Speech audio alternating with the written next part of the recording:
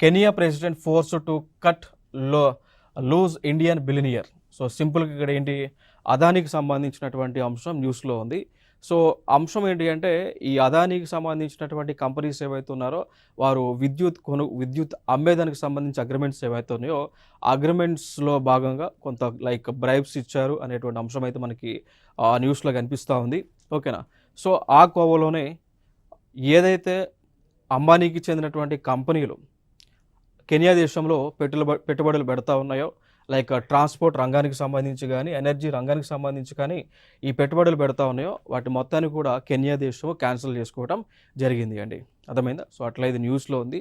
ఆ కోవలోనే మనకి తెలంగాణ రాష్ట్రంలో కూడా ఇక్కడ అదానీ గ్రూప్ వాళ్ళు తెలంగాణలో ఉన్నటువంటి స్కిల్ యూనివర్సిటీకి పెట్టుబడి పెట్టుతాము. సో సిఎస్ఆర్ ఫండ్స్ కింద 100 కోట్ల రూపాయలను ఆఫర్ చేస్తే మన యొక్క తెలంగాణ యొక్క సీఎం గారు దానిని రిజెక్ట్ చేయడం జరిగింది. అర్థమైందా. సో అట్లా మనకి తెలంగాణలో న్యూస్లోనే ఉంది. అదేవిధంగా ఇంటర్నేషనల్ పాయింట్ ఆఫ్ వ్యూలో కూడా ఈ అదానికి సంబంధించినటువంటి అంశం న్యూస్లో ఉంది. ఓకే. సో ఇవి ఇంపార్టెంట్గా మనం గుర్తుపెట్టుకోవాలి.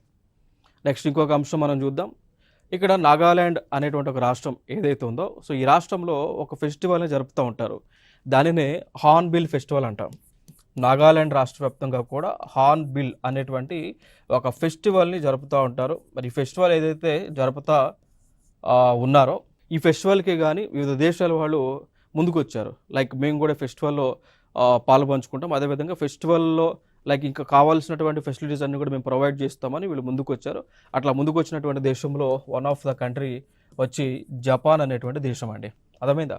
సో జపాన్ అనేటువంటి దేశం నాగాల్యాండ్లో జరిగేటువంటి హార్న్బిల్ ఆ ఫెస్టివల్లో ఆ దేశం నుంచి ప్రతినిధులు పాల్గొనటమే కాకుండా ఆ ఫెస్టివల్ ఇంకా మంచిగా జరగడానికి ఫండ్స్ అనేటువంటివి ఇస్తారు అండి. ఫెసిలిటీస్ని కూడా ప్రొవైడ్ చేసే విధంగా తగు చర్యలను వీరు తీసుకోవడం జరుగుతుంది.